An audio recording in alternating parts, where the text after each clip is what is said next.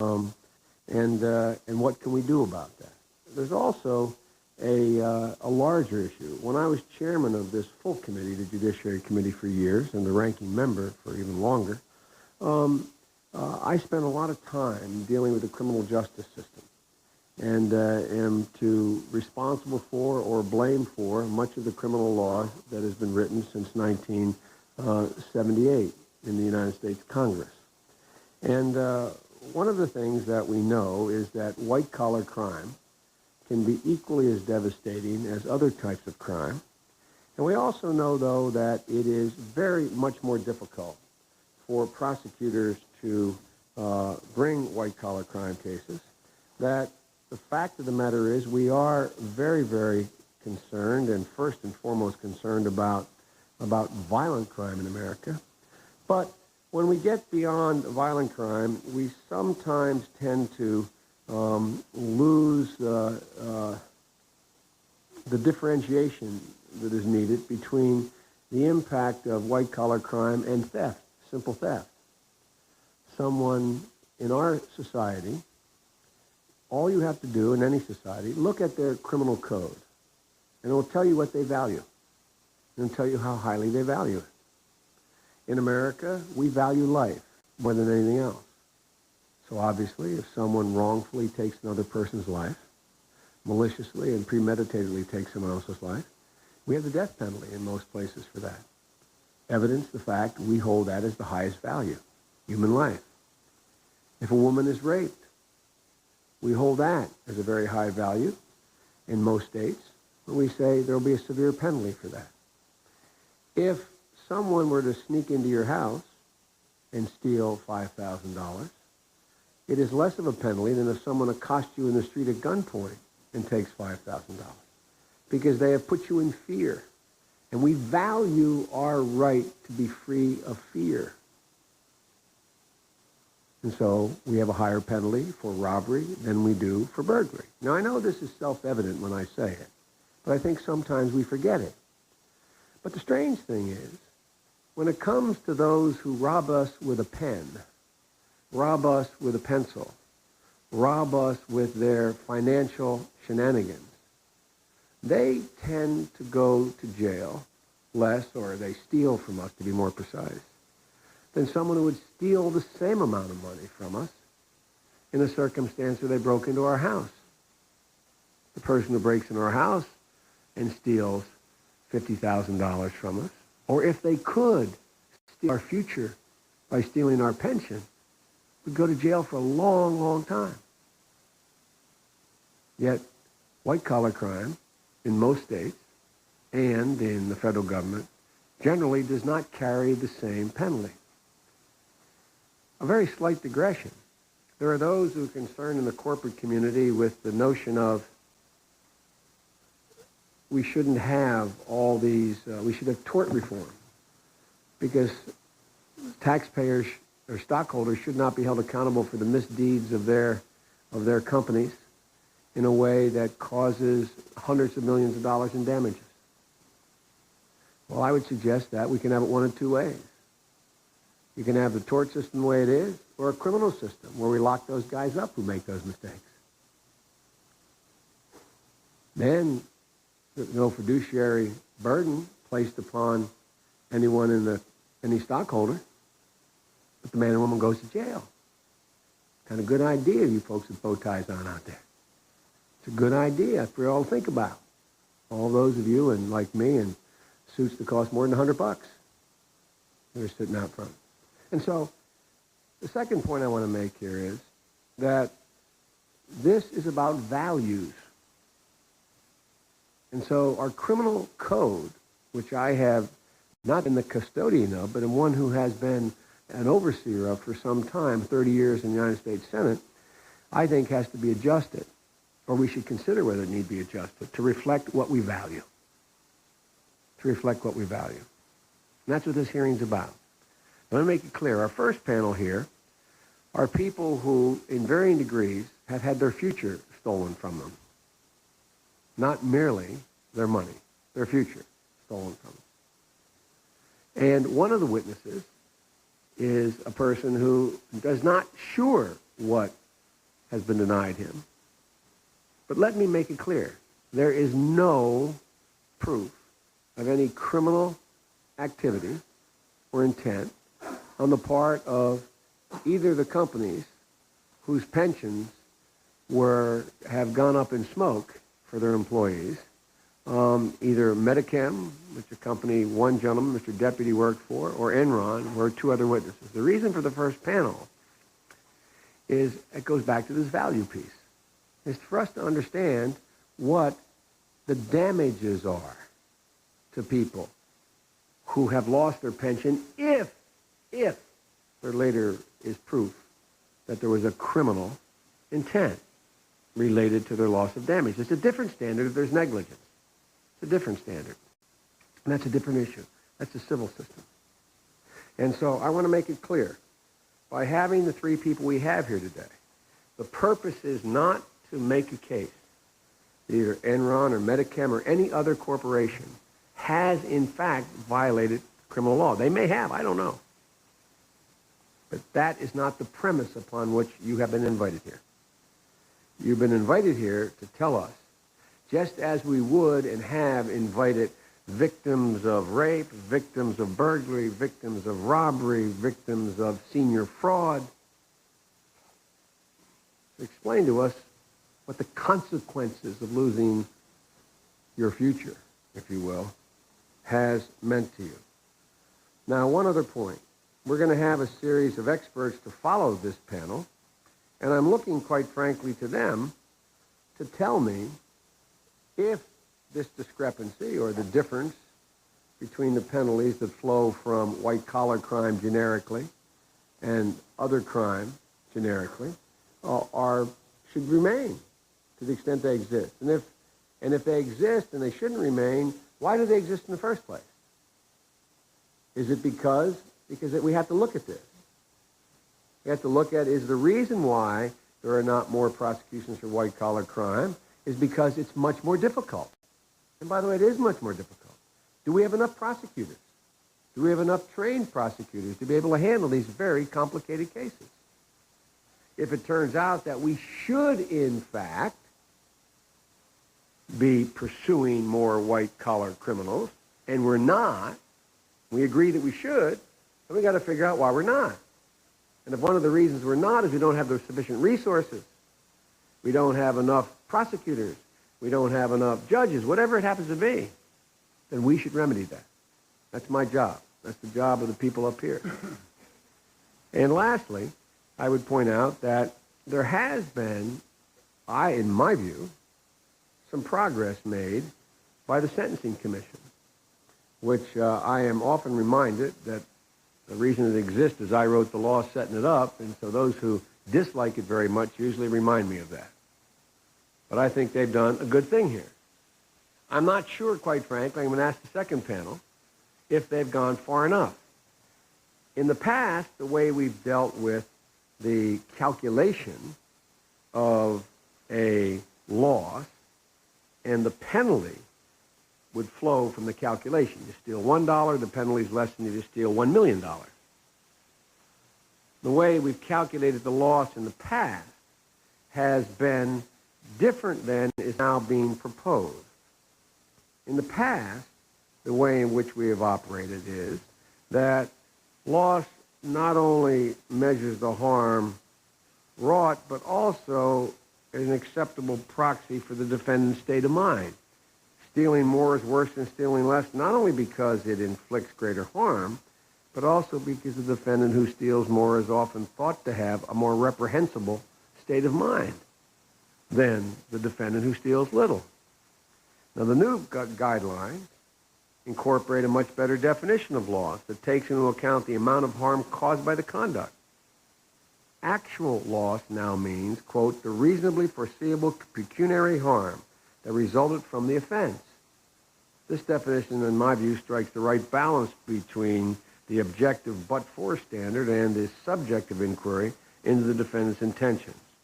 But it still leaves some questions, in my view. The Commission determined that loss should be reduced by the money returned the fair market value of the property returned, and the services returned by the defendant. With respect to investment fraud cases, the new guidelines provide that loss shall not be reduced by the money or value of the property transferred to any individual investor in the scheme in excess of the investor's principal investment. Well, I'm not sure that should be the standard, but I want to discuss that. And so we are going to have essentially bifurcate this hearing. Again, the first part of the hearing relates to examples of what constitutes what the impact of loss of a instrument and or a thing of value, which is difficult to be stolen other than identity theft, other than being not made available because of bankruptcy, because of fraud, not the same. And so today we want to hear from the witnesses as to what they think the impact, what they know the impact has been on their lives. I'm delighted to introduce Charles Prestwood, who has traveled quite a ways from Texas to join us here today.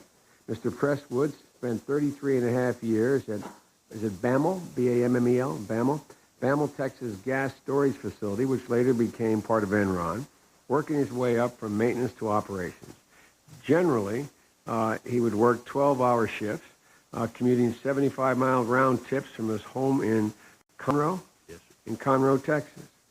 Having been very proud to be part of the building Enron into a powerful corporation with the encouragement of the company's top brass, he invested the abundance of his earnings in Enron stock, amassing at its peak $1.3 million worth of worth. Like other employees, he was prevented from selling his investments when the company's stock value dropped last fall, and in the end, his savings dwindled to a mere $8,000. Not only will he not be able to spend his retirement traveling as he had dreamed, but he will now live in fear that if the furnace or the microwave breaks down, it's a cost that is going to be, anyway, it's a cost. It's serious. Ms. Farmer, thank you for traveling from Florida to join us today. Your son is with you. I indicated to you, I know we don't salute sergeants, but since they run the show, we show them great respect. And Sergeant, it's a delight to have you here, and looks like you got someone looking out for you, Mom. Janice Farmer spent 16 years working to build the Enron Corporation, spending the bulk of her tenure in the right-of-way department. After having been encouraged throughout her career to invest in Enron stock, she was prevented from selling her holdings as well as the market value plummeted. In turn, she saw her savings drop from $700,000 to $4,000. Is that correct? To $2,000? 20. Well, why don't you speak up and tell me what it is? 20. 20. I'm sorry. I devalued your stock even more. I'm sorry. To $20,000. While she once dreamed of using her savings to take her children and grandchildren on trips around the globe, she is now at home at night, and that dream is somewhat distant now. Accompanying her is her son Jeffrey, a criminal investigator in the Marine Corps. Today, by the way, is his birthday, and I wish him happy birthday. While I regret the circumstance that brought you both here, I want to thank you for joining us. And from my home state, I'm pleased to welcome Mr. Howard Deputy. He hails from the state of Delaware. He lives in Smyrna, Delaware, and he's worked as a welder and crane operator for Medicam and before the buyout of Standard Chlorine 11 years ago.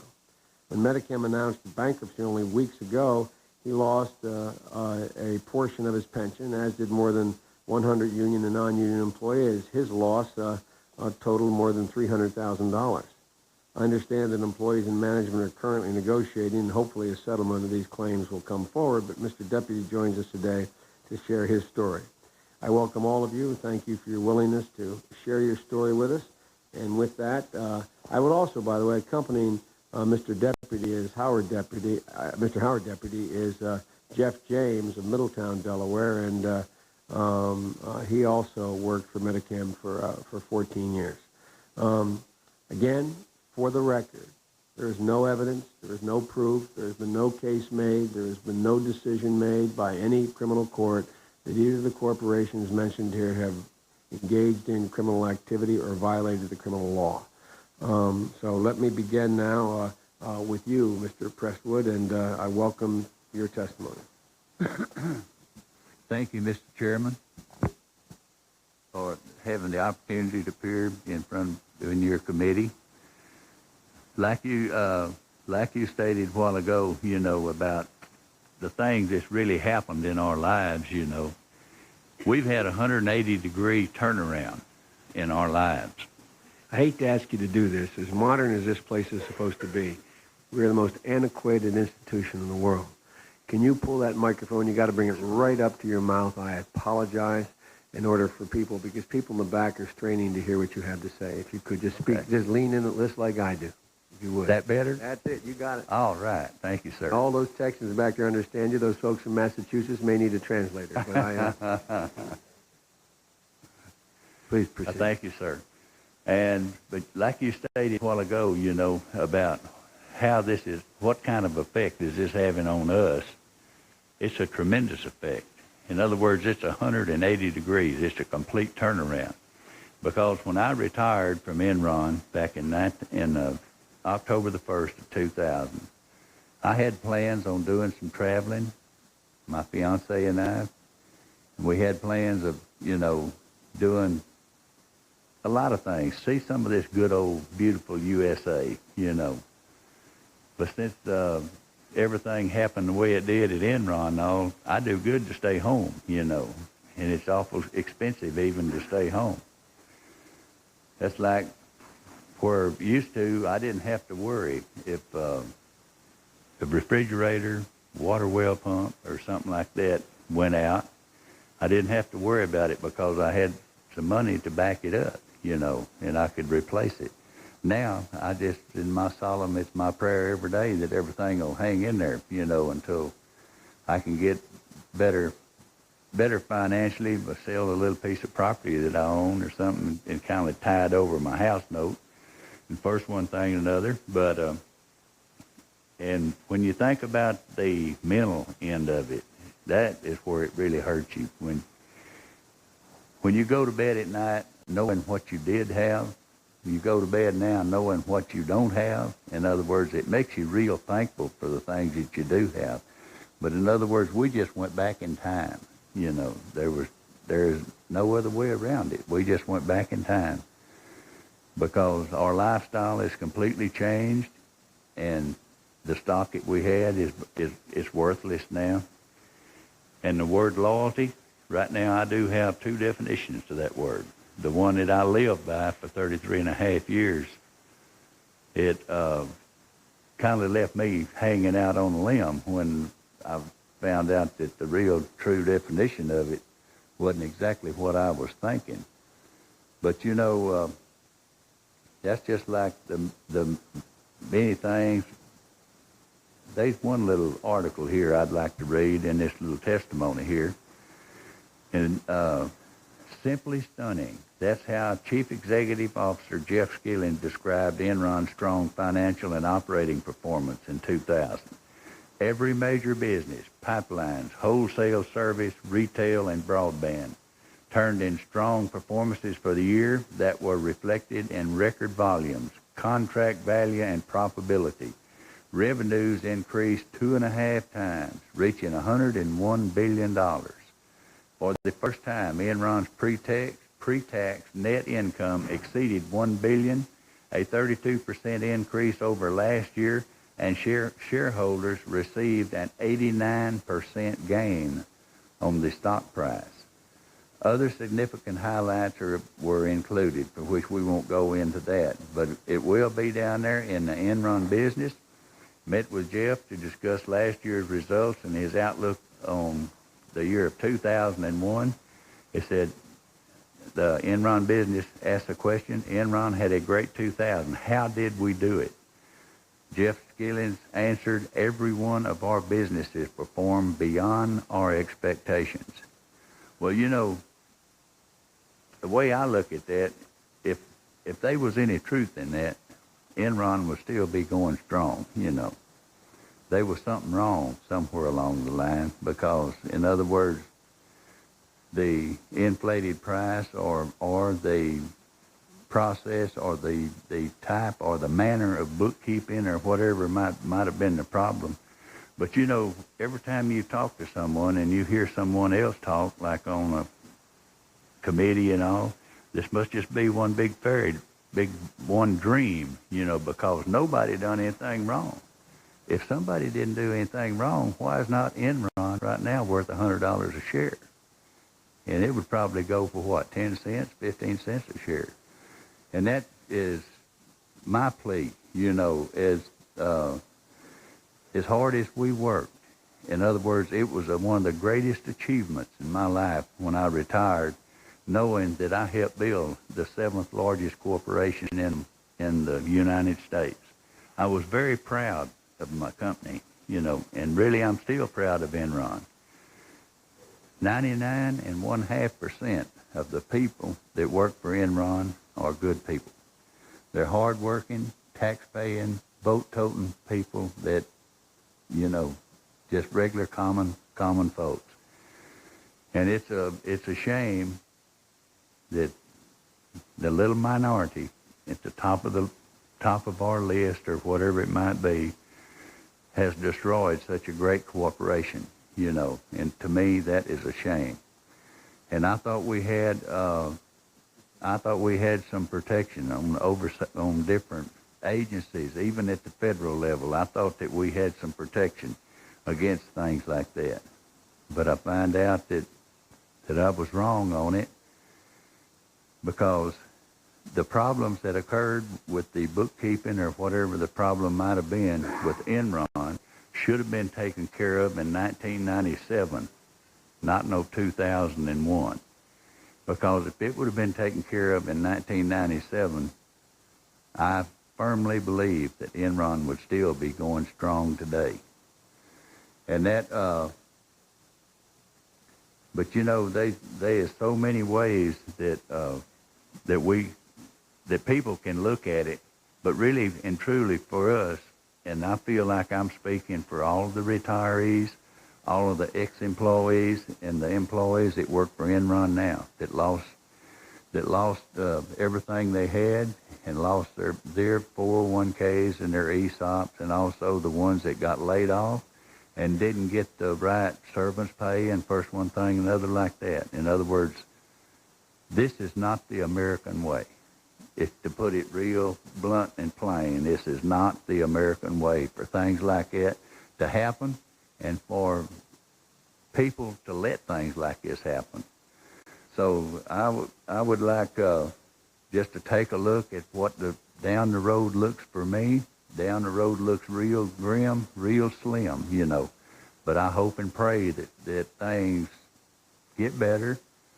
I hope and pray that my health holds up. If my health would hold up and I was a young person, I promise you, it wouldn't be no problem. I'd be out working somewhere, you know. But I can't. I have a heart condition and stuff, you know, so I'm kind of at the mercy of the world, put it so to speak. But I really appreciate y'all listening to me, and I'm honored to be here. Mr. Presswood, what do they call you? Charles, Chuck, Charlie. Charlie, when you were a young man, did you ever think the day would come that you would know what a 401k was, or any of that kind of stuff? Did you ever? No, sir, I sure didn't. Did you feel pretty good about knowing that stuff when you got to know it? I mean, yes, sir, I did. You know, and for several years, my latter years with Enron, I didn't save any money, but I was always raised to save what you got. Don't spend it. Don't draw your money out and buy that new car get one like your neighbor's got or something. Keep it there. Let it grow. You know, just put it, what little bit you can save, put it in there and forget it, you know. Well, I forgot Charlie, when you were a kid. Sir? When you were a kid, what made you more angry? The guy what would have set you more? The guy who came up to you and you knew wasn't your friend and tried to take you on, or the guy who you thought was your friend and you found out when the fight started he was on the other guy's side, who are you more angry with? The second guy. That's right. The one that I And thought was my friend, he you know. took advantage of you, didn't he? Yes, sir. I think there's a one old, there's a thousand old expressions that I think every legislator should understand here, because they know it in their heart too. That the piece of this, I'm going to make an analogy for you to something I spent a lot of my life working on, and that is how women are victimized by violence. You know, I had a whole bunch of psychiatrists come and testify over the years here and tell me, because men say sometimes, well, why, if a woman is raped, doesn't she report it, or why can't she recover from it, or whatever. And all these experts came, and whether they were liberal, conservative, whatever they were, and they said one thing. They said, a woman who is taken advantage of walking down the street and somebody jumps out of a blind alley and drags her in and abuses her, she's scarred, and that's real bad. But she can recover psychologically, mentally, with a little help. But the woman who gets in a car with somebody she's known for 20 years, with somebody she works with the husband of her friend, or a guy that she voluntarily agreed to go out on a date, and he does something really bad to her, takes her a lot longer to recover, because she ends up blaming herself. She says, why didn't I know? At least that's all the psychiatrists tell me. All the experts tell me. And one of the things that seems to me, Charlie, I grew up with guys like you, which is what I'm proud of. Amen. Guys who busted their neck and thought just kind of fair play. Just fair play. And the one thing, if you wanted to get the guys in Claymont, Delaware, which is a little steel town, you want to get them up, you just take advantage of them. Suck them in. Get them to trust you, and then violate that trust. Well, baby, then you had a problem. Right. Because that is the ultimate sin where you and I come from. The ultimate sin is to lie to me. Pretend you're my friend, lie to me, and take advantage of me. Right. Because what happens when it's all over is I blame myself. Why didn't I know better? Why did I do this? I could have. You lay in bed at night now wondering why you didn't take that money out of that account now, right? Right? I mean, now you wish you'd taken that money out 5 years ago, whether you bought that car or not, done something with it, bought some land, right? Well, yes, sir. But I don't know. I'm from the old school, and I still trust people. The reason I didn't take mine out is honesty. Is the reason I didn't is I trusted Enron. That's right. I had full confidence in them. And then I also trusted the Wall Street people. In other words, I looked at that little computer every day. And when that Enron ship was 100 foot underwater, the analysts were still hollering, screaming, strong buy, And it's 100 foot underwater. Now, that tells me something now that I've, Where they belong, 100 foot underwater. Well, and, I just think it's important that we understand this. That it's this is not a minor thing. This is not something. Have you ever been robbed? Have you ever been anybody? I don't know anybody your size probably try to fool you when you're younger. But have you ever been robbed, or your car stolen, or your house broken into? No, sir. I've been fortunate, very fortunate. Thank God for that. Well, when that happens to you, unless you're wandering someplace you think you shouldn't have been, you usually don't go home. You go home mad. You don't go home wondering, why did I let that happen, usually. That's right. Or if you come home and your house is burglarized, it's like you're mad, but man, when you walk in and you give somebody, you say, hey, man, I'll give you a ride. I'll help you out. And then he takes your car. That's a real problem.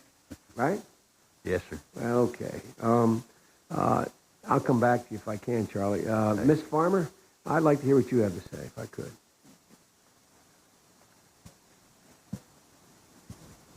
And thank you for pulling, as Strom Sermon says, pulling that machine up close. I learned fast. I can tell. I do appreciate the opportunity to be here before this committee. And I'm a very proud woman. And it is with extreme emotional difficulty that I come here today and to share my financial plight and my personal problems. But I feel compelled to explain my situation to you. And in doing so, I truly hope to be the voice of all Enron employees. I once had $700,000 in my 401k savings plan, and that was in late 2000. After years of hard work and dedication, I had achieved my life's dream. Enough money to retire comfortably, live independently, and financially secure.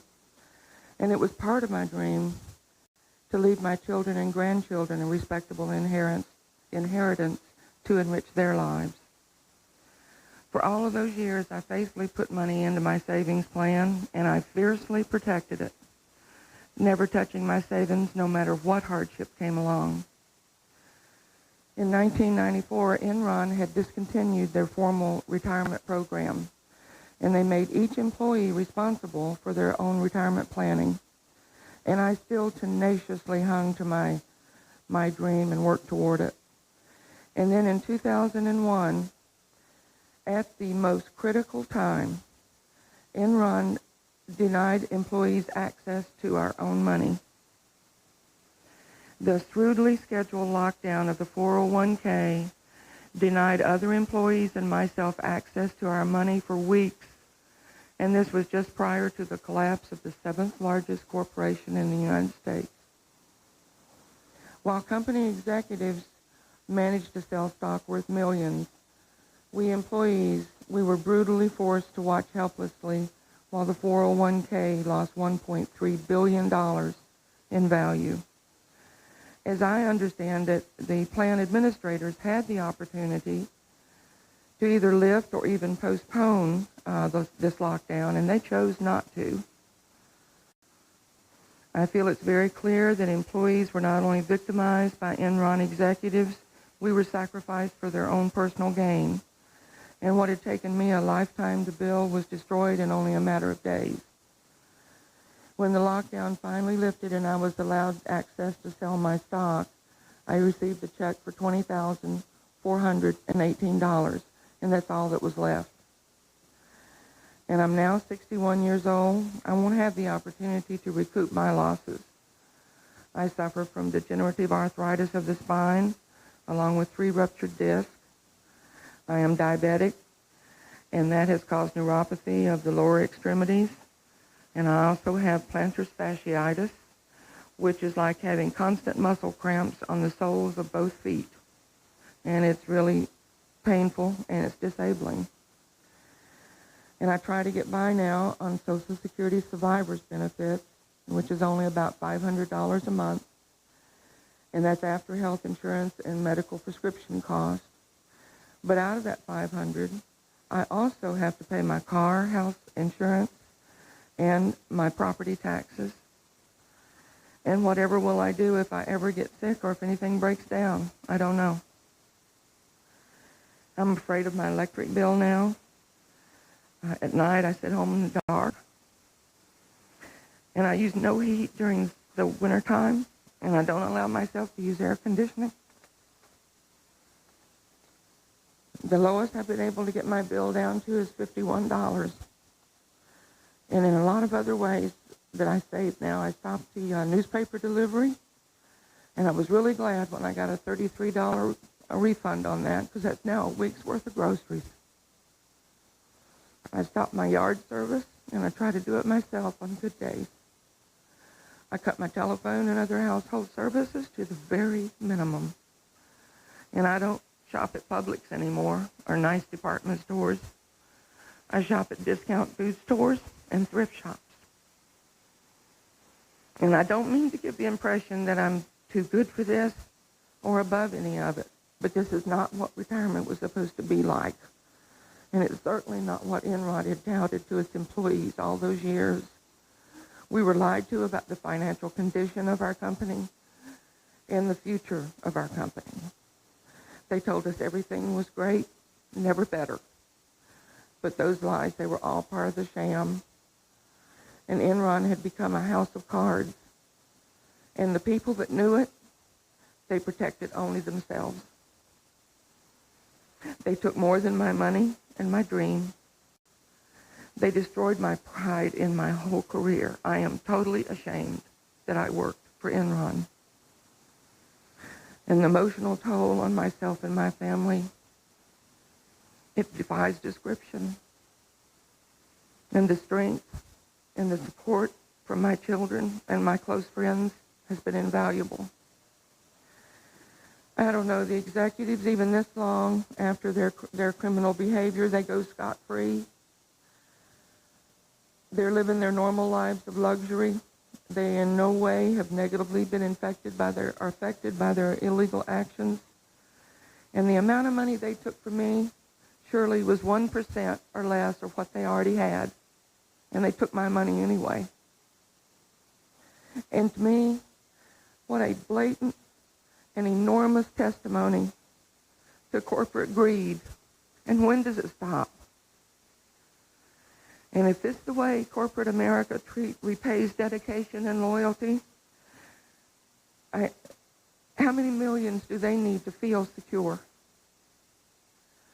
We employees, average Americans, we trusted in the system. We played by the rules. And we were lied to and cheated not only by Enron, but also the auditors and the Wall Street analysts. We've done nothing wrong. But yet we suffer the greatest pain and we suffer the greatest losses. If the collapse of Enron does not show that employees' needs and lives are being swept under the carpet as mere inconveniences, what will it take? It is my deepest hope and prayer that this Judiciary Committee can give us assistance in getting back what is rightfully ours. Give us retribution. Make us whole again. Give us protection. Put into place measures that will help prevent such rampant white-collar crime. Make the punishment more appropriately severe and swift. I truly appreciate the opportunity to participate in this victim impact panel and to make my plea to you for justice. Thank you. Thank you, Mrs. Farmer, for a very moving statement. Did your son want to, did you have a statement to make? You're welcome to if you'd like. Sir, I did not prepare anything for the committee. I'm solely here for moral support, although I would like to add this morning, while we were three sitting at breakfast and listening to Mr. Presswood, I had a one-way view of the situation that the retirees were in from Enron, namely from my mother's situation. But listening to Mr. Presswood, I realized, and as we talked, I realized how many thousands more people than it affected just from the Enron employees, their families, the children of their families, everybody down the row. I understand that it's my responsibility as a son to take care of my mother. The burden falls on my shoulders and my sister's shoulders as she gets on in years and needs our help. It would have been a whole lot easier if Enron had taken care of their employees like they should have. And I think at this point, although I'm willing to accept the complete responsibility of that, I think Enron should, or anyone in this situation, any company that should do this to their employees should help with the responsibility. You know, there's an old expression. You can lock your front door to keep the burglar out, but you can't lock your heart to keep the liar out.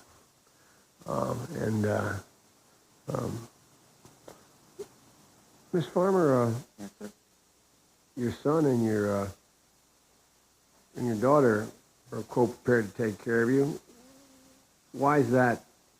Does that bother you? Yes, sir, it does. Why does it bother you? Because I've always been independent. I've been a single woman since the mid-1970s, and I've always taken care of myself, and it's always been of utmost importance that I maintain that capability to be their support. And now it's like Charles said, it's turned 180 degrees. I'm now dependent on them. They come down for Christmas dinner, they bring food. It's not supposed to be like that. And everything I've worked for all my life, it's gone. I think that's an important point to make here because my dad has been a hard-working guy his whole life. He's 87 years old and never worked for a company where they had a pension plan. And one that did, they lost it before we had protection for pension plans. I'm not alleging fraud or anything, just the company went under. And my dad and mom have their house. A long time ago, I authored a bill called the reverse mortgage, which allows an elderly person to be able to get a mortgage and get X number of dollars a month to help them sustain themselves, live in their house as long as they are alive, and when they pass away, the house is sold, and whatever the money that was gotten to help them live is taken out of the proceeds of the house. My mom and dad have 4 kids. My brother and my sister, unlike me, have been very successful.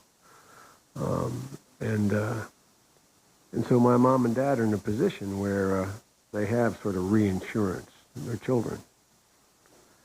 And my dad's in pretty tough shape now physically, and so they're living with me. But they still have their home because they're going through this fiction. They're going to move back into their home. And I said, my mom came to me very upset that this reverse mortgage, honey, is using up too much of the value of my house. And I said, Mom, it's okay. So what? She said, I'll have nothing to leave you. I'll have nothing to leave you. My mother's 85 years old. My mother doesn't want to take $500 a month out of her house to supplement her Social Security because she's not going to be able to leave me. I hope when we think about penalties, we think about consequences to people. Now, my mom's situation is different. Same impact, the pride piece. But I'm not suggesting any wrongdoing relative to anything happened to my mother or father. But I think sometimes we forget. You raised us to be proud. That's right. You raised us to be independent. And I'm not very far behind you, by the way, in age, so it's not like we're a different generation here. But at any rate, Mr. Deputy, tell me about the deal down at Medicam. How did you lose some of your retirement? How did that happen? Because you're a pretty young guy. How old are you? I'm 35. 35 years old. Yes, sir. And my staff tells me you lost a chunk of your retirement. Yes. How'd that happen? They filed for taxes, like a tax extension, and they said by law they could, and then they closed the plant. Now, let me, but what were they supposed to do? By the way, I understand you just got off work. Yes, you sir. got on at 6 o'clock and you hopped on a train? Yes, sir. Now, I hopped in the early train too, but I didn't work until 6 o'clock this morning. Yes, sir. So obviously you feel pretty strongly you're down here. If you worked all night and you're on a train at 6 o'clock in the morning to come down here, at 7 o'clock to get down here. Let me make sure I understand. How's your retirement system work at Medicam? Once a year they would make their deposit when they did their taxes. And so when they did their taxes, what they would do is the money you kicked in and the money that they had promised they were going to put into this pension fund, right? Yes, sir. That they would put in at the time they paid their taxes, right? Yes, sir. Now, am I correct that Medicam made a yearly payment, supposedly, of 6% of your annual salary into an investment plan of your choosing, right? Yes. So if your salary was $6,000, or they just, if it was $1,000, they paid 6% into a fund, and they paid $60. Is that right? 6%. Yes, sir. $60 into a fund. Now this year, how much were they supposed to pay for you? Do you know into this fund when they paid their taxes? It's roughly like $3,000. $3,000. So, and that was for you and all the other employees, right? Yes, sir. Now, what'd they tell you? Did they put that money in for this year? No, sir. We're the first 4 months of this year. Yeah. So for 16 months, they didn't put any money in. But how? I mean, did they ask? Did you? Is that right? For 16 months, they didn't put any money in. No, sir. But when did you know they weren't putting the money into the fund? They gave us a letter rated tax time, and that's when they told us. And what they tell you? It was legal. You know, that's about it. And so, if I got it straight now, you were supposed to have $3,000 deposited in your retirement account, the one that the investment plan that you had chosen, right? Yes. And it was supposed to take place when they paid the taxes. Tax time come, they didn't put it in, right? They filed for an extension. They filed for an extension. Right. And then what'd they do? Then they filed for bankruptcy. So obviously, you're kind of in the back of the line then now, right? Yes, sir. Yeah. Everybody's vacation, too, that you'd earned from the previous year. Now, it's my understanding that this once-a-year payment was made around the 15th of each year for the prior calendar year. For example, in 2001, Medichem made its employee contribution for the calendar year 2000. And that's how it worked until this year. And this year, Medichem didn't make an annual pension payment for calendar 2001. And I understand that the 2001 payment for union employees was about $140,000 they were supposed to pay in for your Yes, union, sir. right? For both union and non-union employees, about $300,000 they were supposed Yes, to sir. pay in, right? And they didn't pay any of that in. No, sir. And I understand that the specific 2001 pension payment, which Medichem was supposed to make into your account, was, they tell me, $2,688. Is that right? Yes, sir. Now, I'm not aware of any evidence of fraud on Medichem's part, but I want to be clear about that. Nonetheless, am I correct? Is it correct, Mr. Deputy, that you and the other employees thought? What do you think about the timing of this? Maybe let me ask you that way. It was just fishy. It was fishy. Specifically, the company told you that it could not make its annual payment because it needed to fix its tax extension, right? That's Yes, sir. why. Yes, sir. It didn't tell you it didn't make it because they were fixing to declare bankruptcy, did they? No, sir. Yeah. Did you and the other employees believe, at least at the time, that Medichem refused to make the annual payment because they knew they were going bankrupt? No, sir, because we thought we were owned by Charter Oaks. Now, I don't have, again, any evidence of wrongdoing on the part of Medichem in terms of criminal wrongdoing.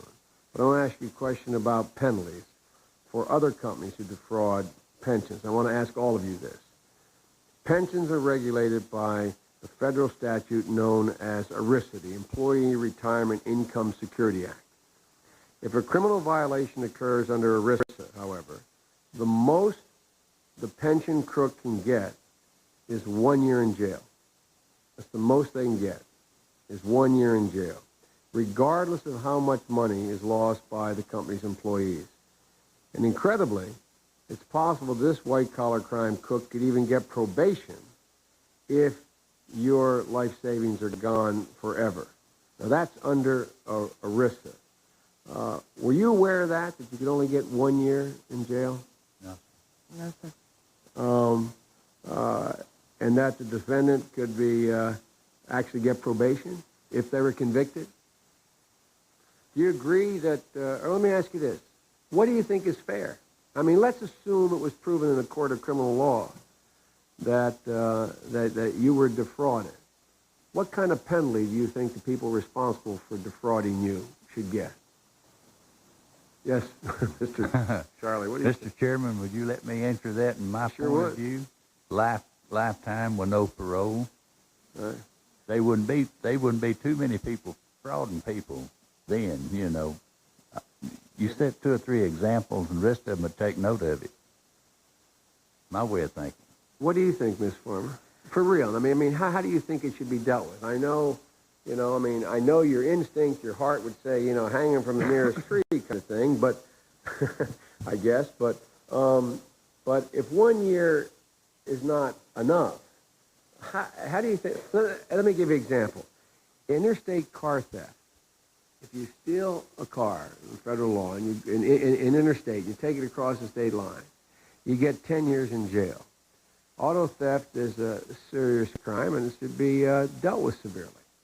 So here you got, if under ERISA someone was convicted for violating that law, criminal conviction, they get 1 year in jail. They steal your car and take it into Georgia, they're going to get up to 10 years. To me, that makes no sense. I mean, there's no equilibrium there. It doesn't balance.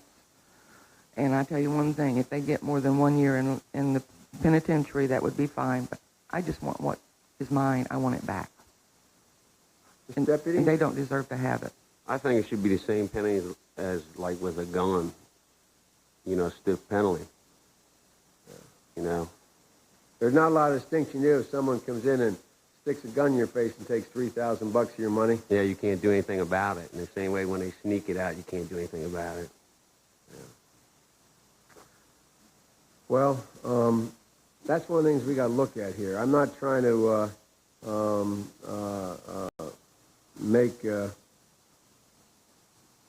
I'm not trying to hype this, but I think it is important to just look at the kind of the equities here. I take your car and take it into New Jersey, and I take your car into Georgia, and take yours into Oklahoma. I don't know why I do that, but into Oklahoma. Only a Texan will fully appreciate that. Especially anyway, if you've seen my car. Especially if you've seen your car.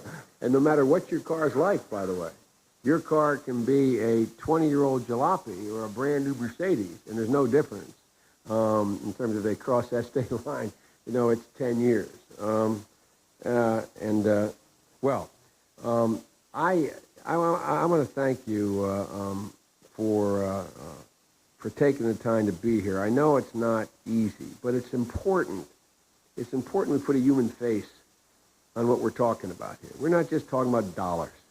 We're not just talking about, in the abstract, that people's futures are changed. We're talking about not only your money gone, but your pride is gone, and your sense of what you think your responsibility is to your children. Yes, sir. Is gone. And Charlie, here's a guy who, busted his neck, worked hard his whole life, and got things those college boys get. You out there, right? I mean, seriously, think about it. Think about it. It was just a big deal. A big deal. It wasn't just the money, was it? No, sir. It was the knowledge that you built this and you were part of this deal. And did you ever think you'd be on a computer looking at stock prices? For Lord's sake, and quotes. When you were a kid, I didn't know what a computer was. No, sir. I didn't even. The only stock I knew of was animals we had out in the barn. That's right. Exactly right. And by the way, you couldn't afford to keep those animals right now based on what you got, right? Anyway, look, I promise you we're going to try to come up with an equitable way in which to deal with this, because in the bottom line, this has to be fair. And I want to tell you, I can think of not a whole lot other than your physical safety that I think we should value more than your financial security. The good news is for Howard that he's 33 years old. And he has a whole life ahead of him, and he's going to get a kick in the teeth from this, whether there's criminal activity or not, because of the bankruptcy. But I think he's going to be wiser for it and know what's going on. And I don't think it's a good thing for you, by the way. Every time something lousy happened in my life, people would say it was Bill's character. I said, I got enough character. I don't need any more character, okay?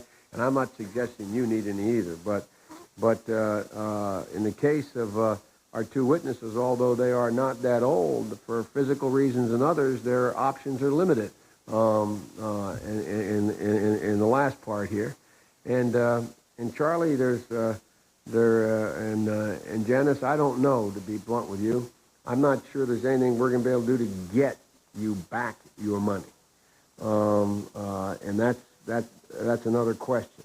But I do think that we have to consider what you both said, that if there were adequate penalties, maybe these guys would have thought twice about what they did or didn't do when they were making these judgments, if in fact penalties are deterrents.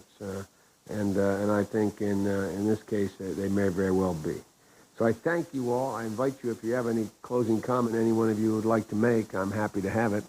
And look, I know you got up early. You probably want to get going, but I say to both of you, my staff's available. Why don't you all come around and we'll arrange for you to, because you came a long way, unless you already have plans, we'll arrange for you to, eat in a set of dining room or get you something to eat here. So, I mean, this has been a real sacrifice to come up just for an hour or so. So we'll take care of that if you can. I'm not saying the Senate will. I will. I want to make it clear. I'm not spending the taxpayers' money here, okay? Thank you. Not the taxpayers' money, okay?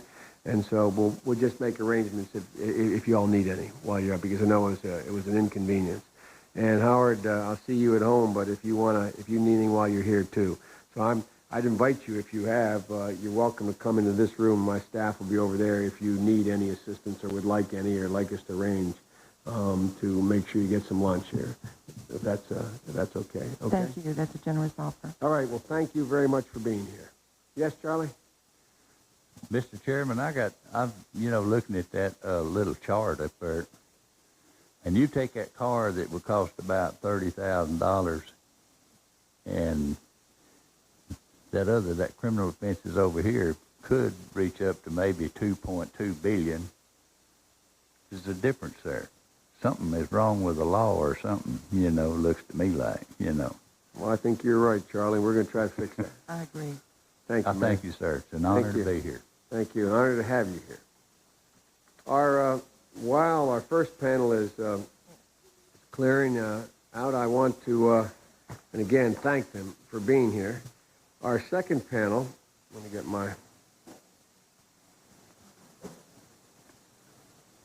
is James Comey. James B. Comey was recently appointed United States Attorney for the Southern District of New York. He attended the College of William & Mary and the University of Chicago Law School, and later clerked for Federal District Judge John M. Walker, Jr. in Manhattan. As Assistant U.S. Attorney in the office he now heads, he prosecuted members of the Gambino crime family. Before being appointed to his current position, he served as Assistant U.S. Attorney in Richmond, Virginia, where he earned praise as a prosecutor. As head of an office that handles an enormous amount of white-collar crime work, we look forward to his testimony today. And Glenn B. Gaynor III. Mr. Gaynor serves as West Virginia State Auditor and Chairman of the National White-Collar Crime Center. He's a trustee of the National Coalition for the Prevention of Economic Crime and chairs the Audit Committee of the West Virginia Investment Management Board. He is on the Executive Committee of the National Association of State Comptrollers and is Vice President of West Virginia Consolidated Public Retirement Board.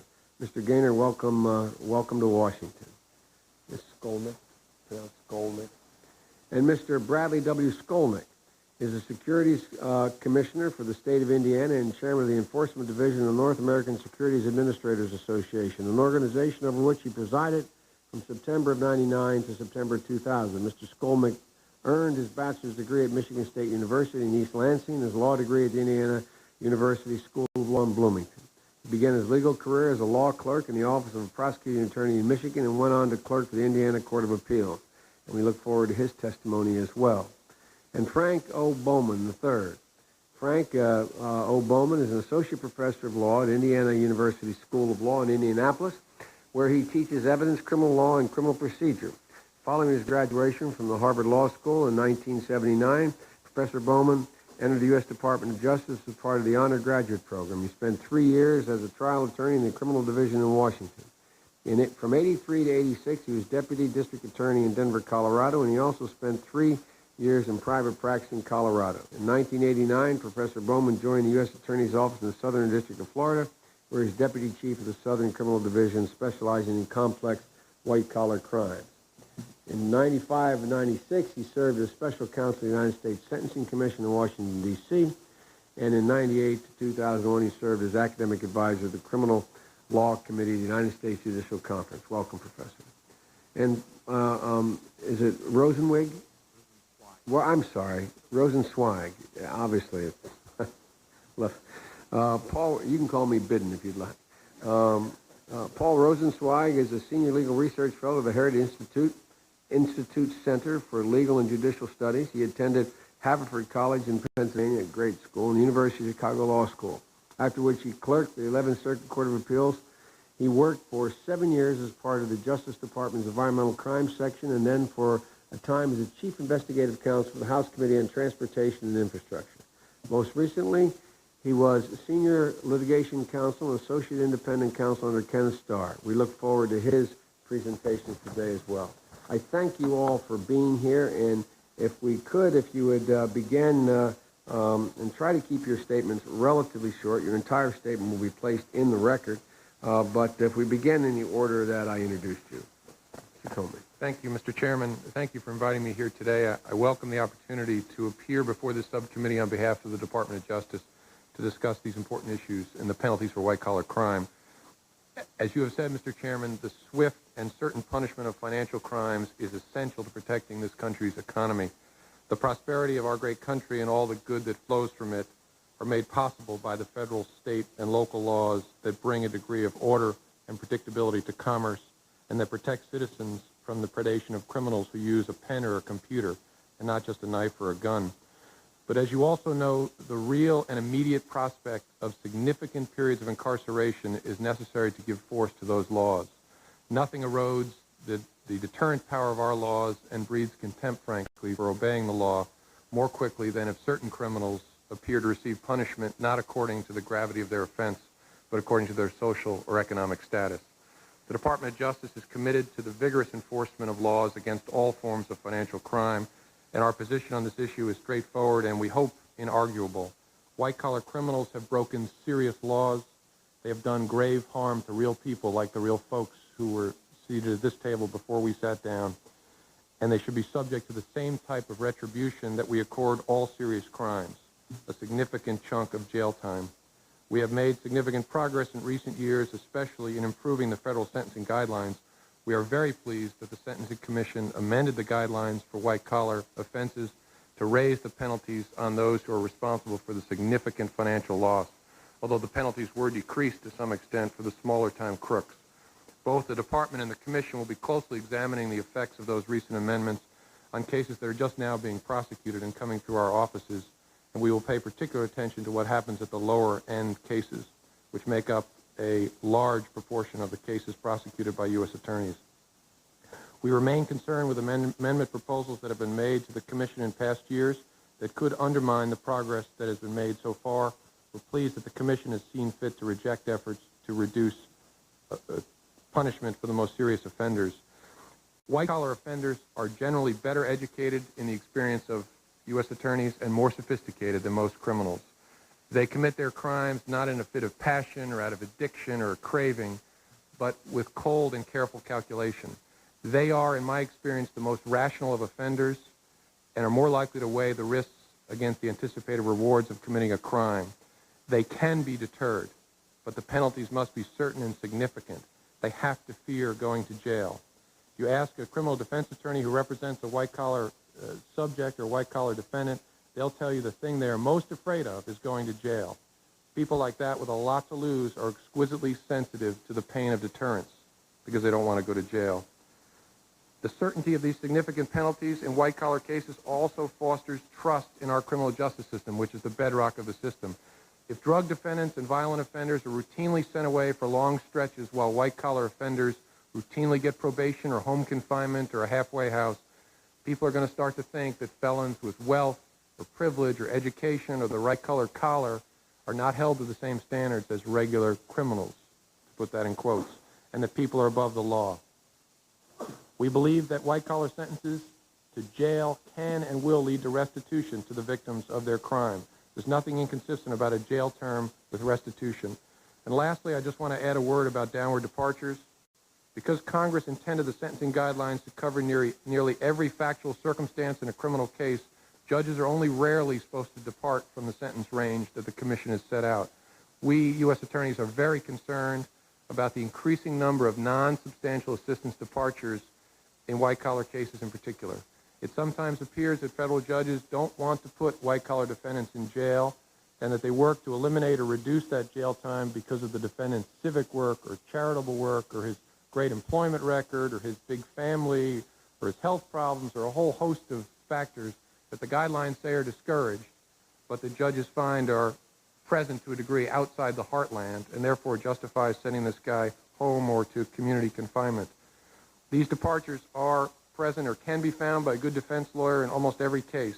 We think they erode the even already less onerous penalties in the white-collar area. In conclusion, we think that white-collar offenses are situations where punishment and severity are vitally important as in the cases you mentioned, the drug and violent crime cases. We appreciate the work of the Sentencing Commission in bolstering the offense punishment for major offenders.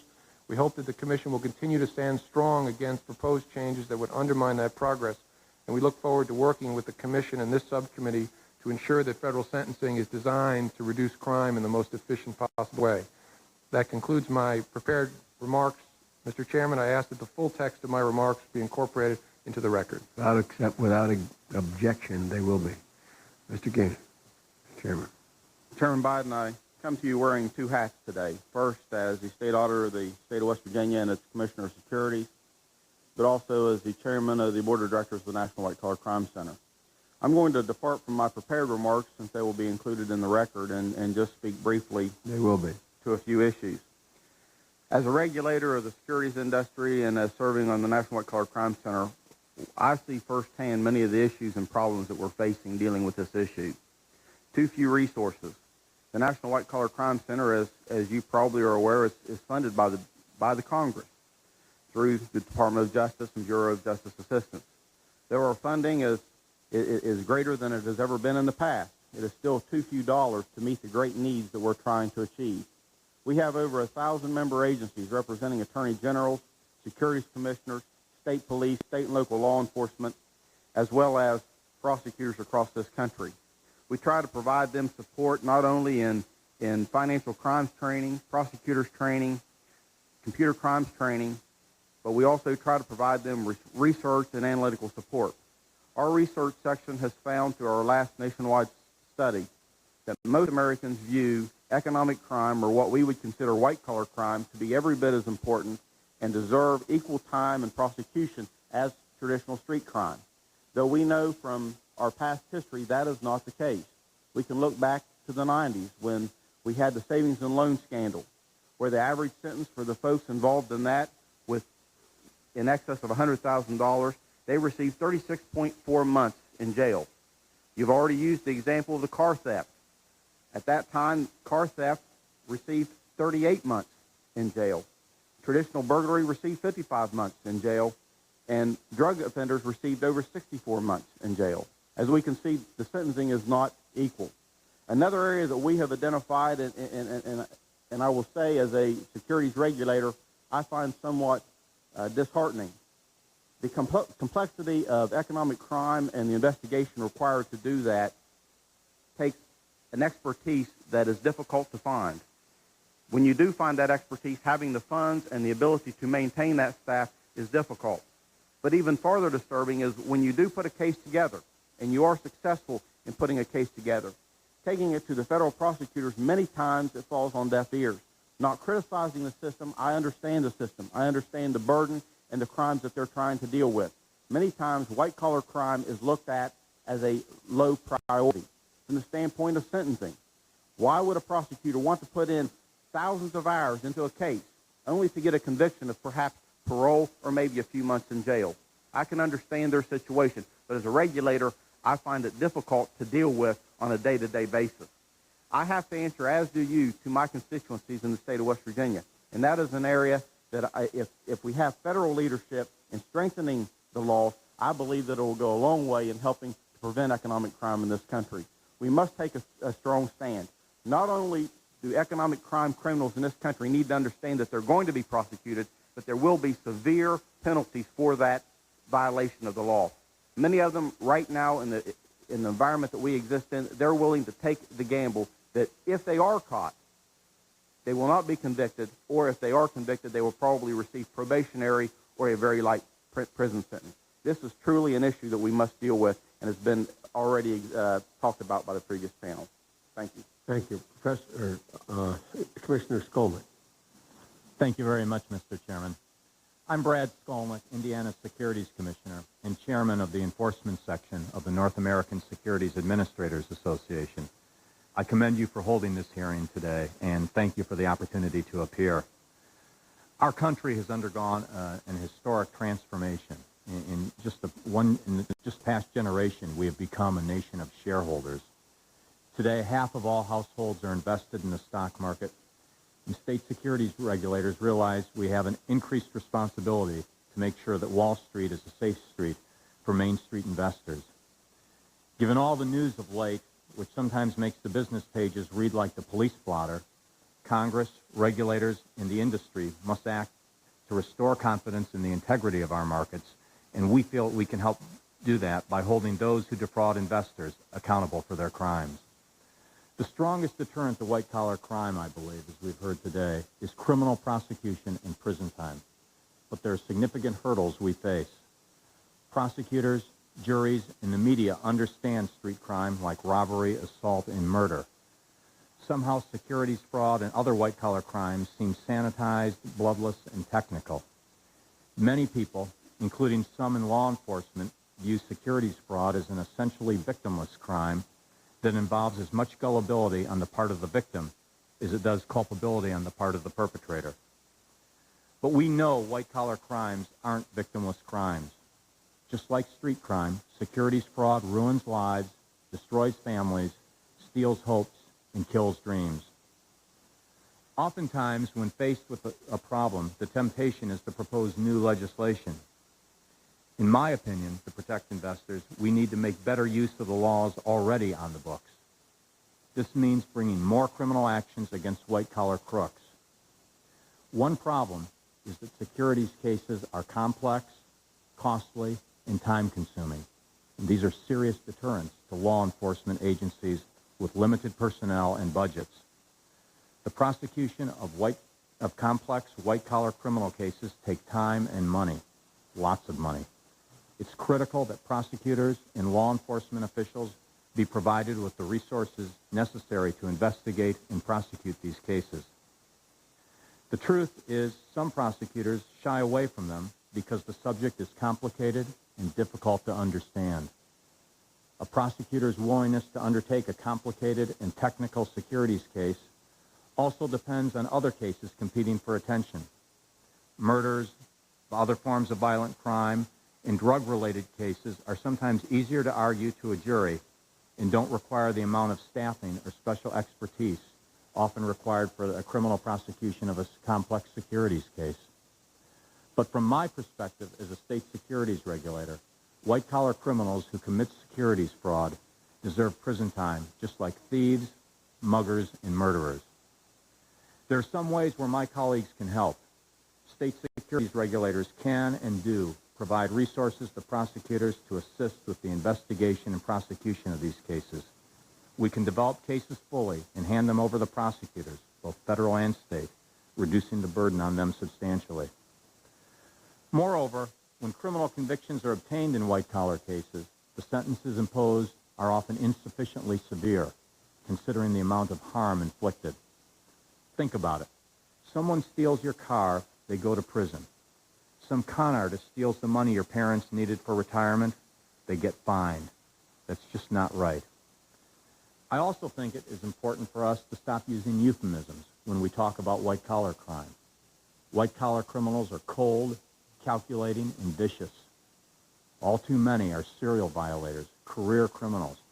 It's time, it's probably way past time, we call the crook a crook and put more of them in jail. On the legislative front, state securities regulators support S. 2010, the Corporate and Criminal Fraud Accountability Act of 2002, and believe it sends a powerful message that wrongdoers in the securities markets will be punished. Unfortunately, white-collar crime is not as high on our national agenda as it needs to be. However, the problems in this area can be successfully addressed if law enforcement officials, regulators, Congress, and others work together on solutions. I'm optimistic that the battle against white-collar crime is winnable, given the will and the right amount of resources. Again, I thank you for holding this hearing, and would be pleased to provide any additional information you may need. Thank you, Commissioner. Professor? Chairman Biden, thank you very much for inviting me to be with you here today. My name is Frank Bowman, and I am professor at the Indiana University School of Law in Indianapolis. As you were kind enough to mention, before becoming a teacher, I practiced law for a good 17 years and served for roughly 13 years as a prosecutor in state and federal courts. In 1995 and 1996, I was detailed by the Department of Justice to serve as special counsel of the U.S. Sentencing Commission, and during that detail, I became involved in the Commission's long project of rethinking and revising the sentencing guidelines governing economic crimes, a project which finally came to fruition in May of 2001 when the Commission passed its so-called economic crime package of guidelines amendments. When I left the government to teach in 1996, I began to write about sentencing, and in particular about the sentencing of federal economic crimes. And I continued to work in the political realm and in the policy realm on economic crime sentencing reform. During the 5-year process of rewriting the federal economic crime sentencing guidelines, I had the honor to work closely with all of the groups most interested in the reform, former colleagues in the Justice Department, representatives of the Defense Bar, the Criminal Law Committee of the U.S. Judicial Conference, and of course the Sentencing Commission itself. The lessons I learned during the last 5 years inform much of what I have to say this morning. The question for today is whether we are tough enough on white-collar crime. I want to make 4 points. First, the average sentence imposed on a defendant convicted of an economic crime defined broadly in federal court is certainly significantly lower than the average sentence in any other major crime category. And economic crime defendants, broadly defined, get probation far more than any other sort of defendant. I've included in my written testimony a chart which reflects the precise figures for fiscal year 2000. However, I want to emphasize that I think this comparison of categories is probably misleading. Most federal prosecutions categorized as economic crimes are simple crimes that involve relatively small sums of money. For example, in 1999, half the defendants sentenced for theft crimes and 22% of those sentenced for fraud stole less than $10,000. That's not a minor amount of money, but in the scheme of the kinds of frauds that we've been discussing this morning, it's relatively small. Moreover, a big chunk of federal economic crime caseload consists of thefts or misappropriations of government benefit checks, thefts of government property, simple embezzlements from federally insured banks, and similar matters. Prosecution of these kinds of cases is certainly necessary, particularly where the government itself and thus the taxpayer becomes the victim. But there, I think, is little evidence that crimes of this sort are underpunished. Therefore, I think that sentencing averages for all federal economic crimes don't tell us very much about the appropriateness of the punishments imposed on the kind of folks that you, Senator, are presumably thinking about when you scheduled this hearing. People I'll call serious white-collar offenders, people who stole a whole lot of money in a reasonably complicated way.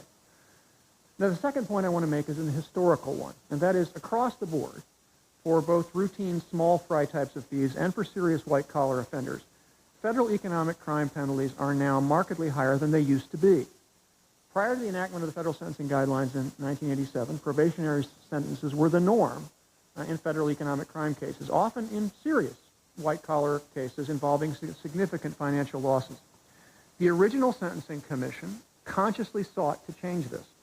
They wrote guidelines that effectively mandated prison sentences, absent departures at least, for all defendants who stole more than roughly $120,000 or so.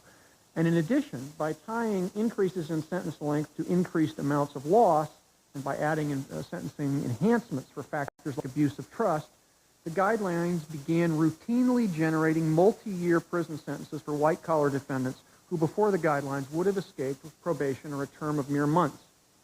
I might add, that was one of the reasons why I wrote the legislation. Everybody thinks it was only the criminal, the violent criminals, but we had a lot of hearings. That was one of the big issues back then. And Senator, although many people are not great fans of the guidelines, I, for one, am, and I want to thank you and for your good work in helping. I didn't intervene for that, but thank you. I want to go on to say that even though the guidelines raise the historical level of white-collar offenses, in the years after the guidelines are adopted, many judges, probation officers, and prosecutors felt that sentences for serious white-collar offenders are still not, or were still not high enough. And as a result, one element of the Sentencing Commission's 2001 economic crime package was an increase in sentences in cases with larger loss amounts.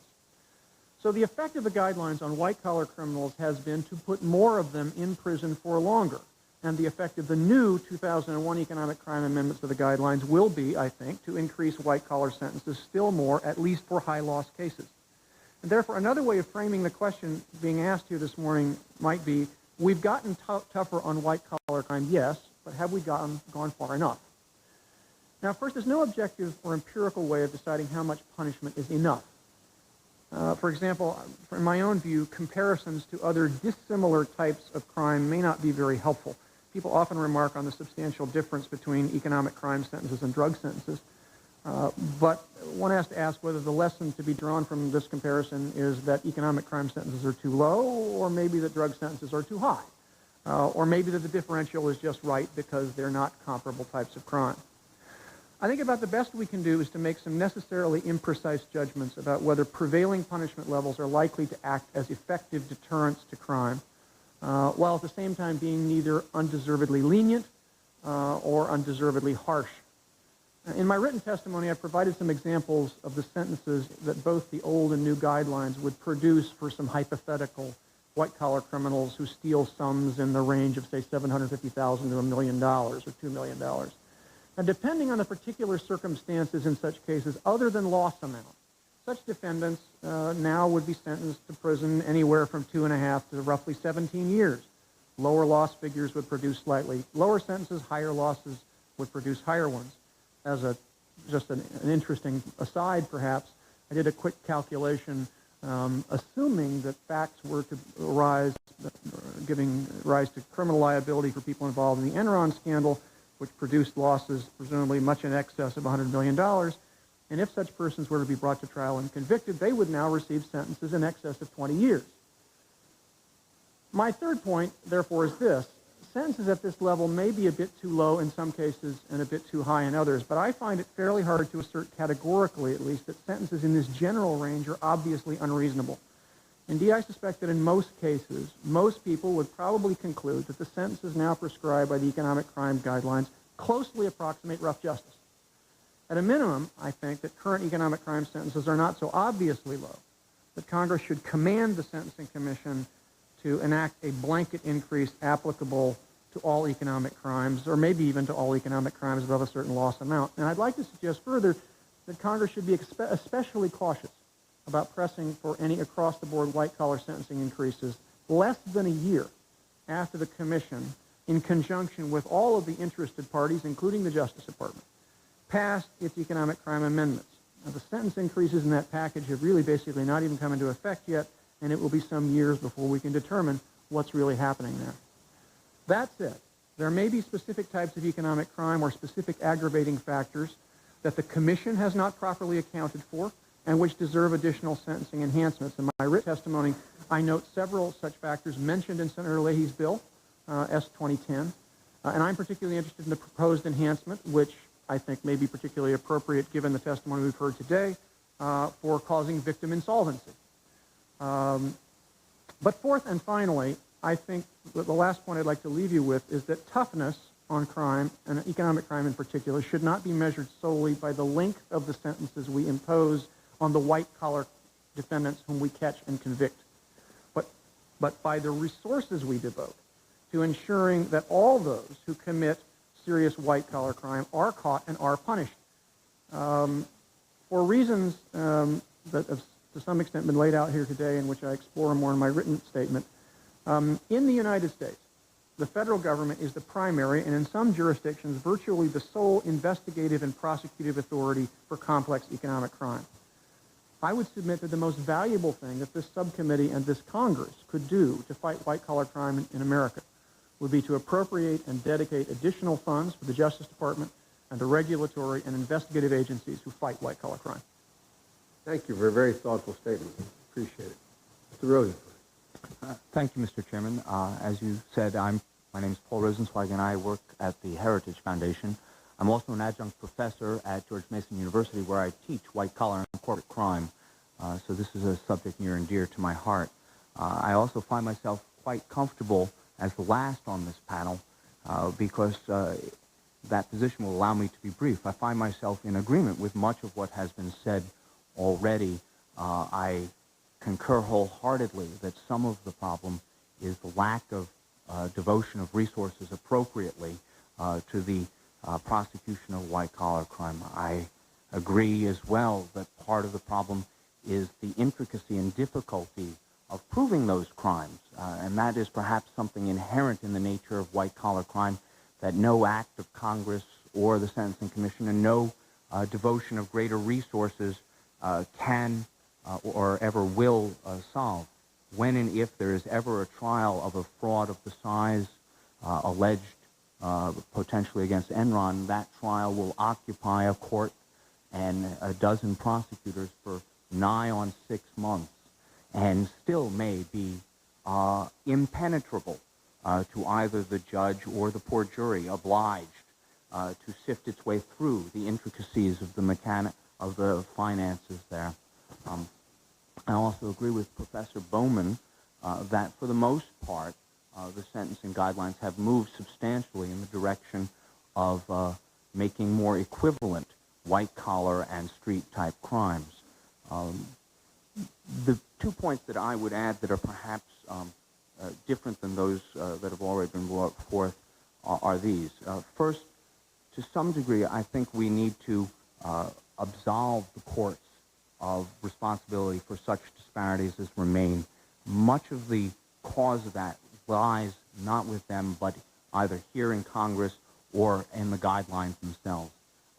In my written statement, I've provided you with some information about the rates of imprisonment that are given to defendants in situations where judges have discretion to choose either imprisonment or some non-imprisonment type of punishment, home detention, community service, probation, that sort of thing. And if we look at that data, we see that in those situations where discretion remains in the district court judges doing sentencing, for the most part, the rates at which they impose imprisonment don't vary that much based upon Is that your chart on page 6? That would be the one on page 4 that I'm looking at. I'm sorry. The rates of imprisonment. We do see that that drug traffickers get people. I guess I have a different pagination. Okay, it may very well be that I submitted it by electronic mail and the pagination may have changed. I apologize. Is it the first Yes. chart you have where it says crime type, rate of imprisonment, fraud, larceny, immigration, et cetera? Yes. Okay. But as you can see, that applies to only some 11,000 individuals in fiscal year 2000 out of roughly 60,000 who were sentenced. So this is only 1/6 more or less of the total number of people sentenced. For most situations, either some congressional enactment, a mandatory minimum sentence for a drug offense, or some operation of the guidelines didn't afford the courts any discretionary opportunity. The other area in which we might expect or we might think that we would see a bit of disparity would be in the rates of departure. If the guidelines command sentencing, we might ask whether judges are, for example, preferentially departing more frequently in white-collar cases than they are in street crime cases. That would be the third chart I have, again, crime type, title, rate of departure. And there again, there are some variations amongst the various types. But when I went and pulled this data down, I was actually fairly comfortably surprised to find that the rate of departure for robbery is not appreciably different from the rate of departure for fraud and embezzlement. Fraud, you have 9.2%, robbery 12.7%. That's right. So in 12% of the cases where the crime of conviction is robbery, nationwide, judges are departing from the guideline range. Now, when you say depart, did you make a distinction, depart up or down?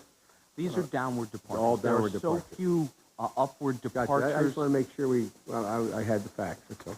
The data I'm reporting are for downward departures. And I should add,